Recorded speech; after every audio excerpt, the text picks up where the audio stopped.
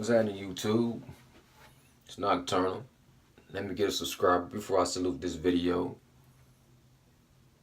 Bow. What's happening with y'all, man? Um, as you may or may not know,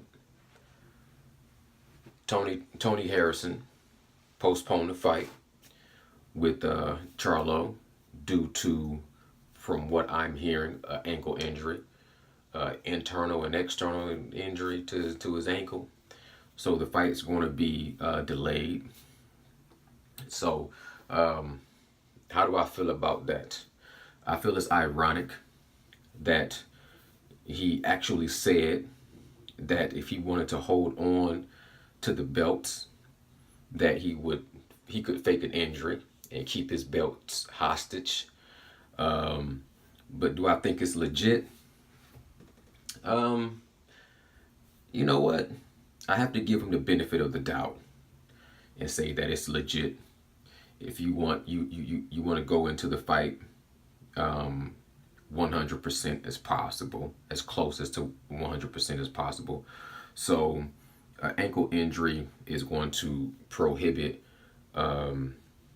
physically and mentally your ability to be agile and to be as elusive as you would want to be, especially as a boxer that's relying on the movement and staying behind the jab, because I know definitely he was going to plan on outboxing Charlo once again, but he knew most likely he would have to step up to even intensify his ability to dodge some of those blows, because to be honest, there was a couple of times in that Charlo fight that he got caught flush.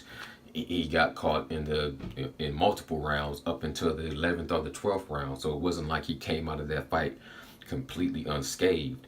There were a couple of times where he got touched.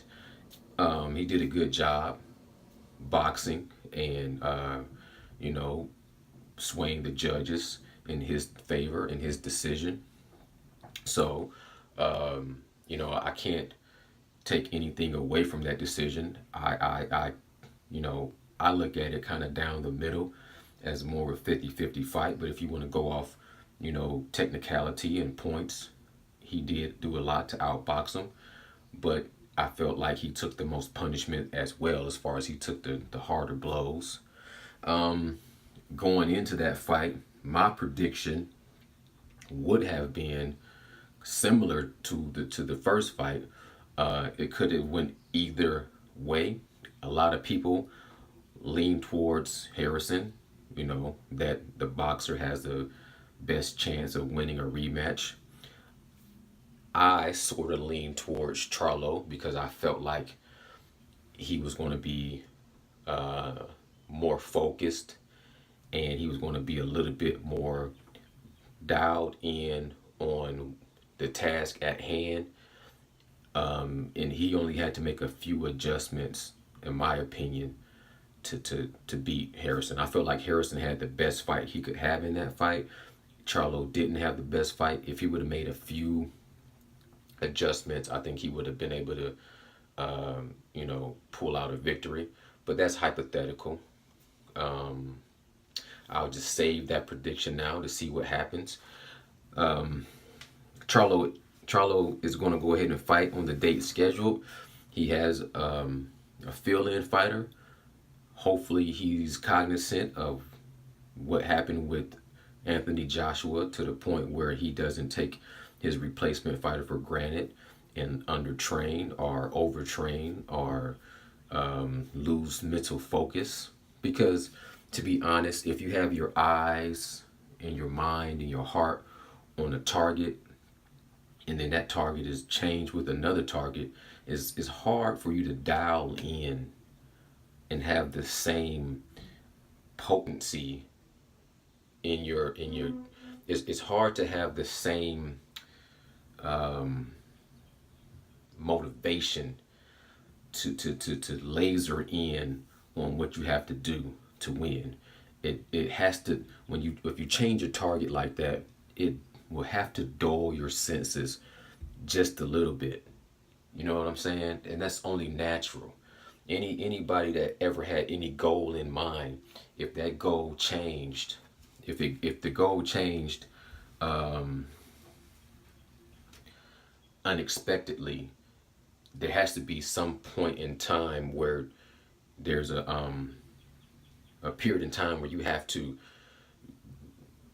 redirect your focus. And within that time of redirecting your focus, to adjusting your lens to refocus, there's a blur vision, there's a cloudiness, you lose that clarity. Like if I'm laser focused on one topic, on one goal, and then that goal is changed, even if I'm trying to focus in on another goal, there's still a period in time of which I can get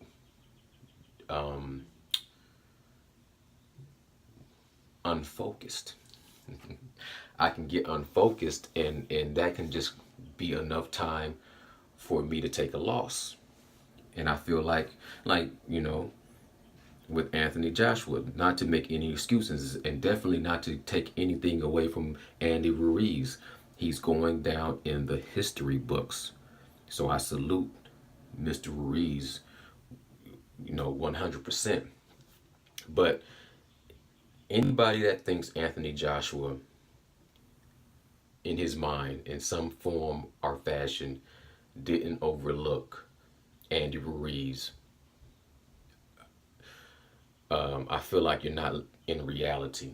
I'm not going to disrespect you.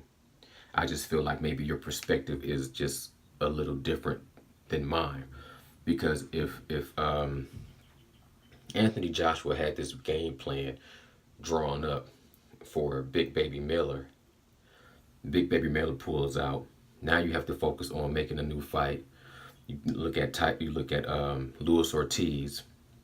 Now you're trying to focus on Luis Ortiz. Luis Ortiz doesn't want the fight. Now you try to focus on Andy Ruiz, and he takes the fight. That's mentally. Now you have to make an adjustment, and I'm not saying that he looked at Andy Ruiz's frame and seen that he had some bulk to him, he kind of was just not the ideal figure for a boxer. I'm not saying he looked at him and just judged him solely based on that, but I'm pretty sure that came into play slightly. You know what I'm saying? So regardless of the fact of the theory of the concussion in sparring, regardless of that, that might have been a factor too. I think there were multiple factors that just was a perfect storm that led up to that loss. And that's how life usually is. There's a series of different events that lead up to the conclusion, that leads up to what?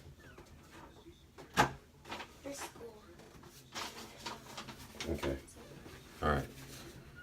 All right.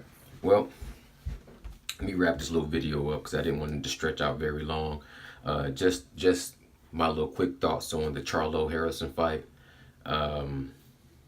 Like I say, we have to wait. I guess good things come, to be cliche, good things come to those who wait, but time will tell. Hopefully the rematch is at the end of this year. And if that's the case, I will be doing my best to come up with a prediction.